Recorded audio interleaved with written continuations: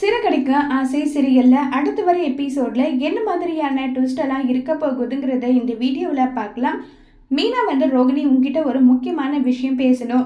என்னுடைய புருஷனுக்கு கிறிஷ் மேலேயும் அவங்க பாட்டி மேலேயும் சந்தேகம் வந்துருச்சு. என்னதான் ஒரு அம்மா இறந்து போயிருக்காங்கன்ற விஷயம் தெரிஞ்சாலும் கிறிஷ் அவனுடைய முகத்துல அந்த அளவுக்கு கஷ்டம் இல்லவே இல்லை. அது எல்லாத்தையுமே யோசிச்சுட்டு இருக்காங்க. எனக்கு என்ன பண்றதுன்னே தெரியல.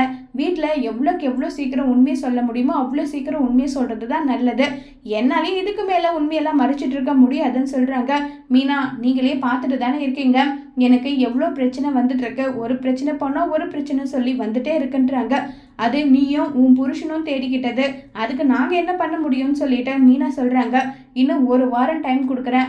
அந்த ஒரு வாரத்தில் எல்லா உண்மையுமே நீ சொல்லிடு.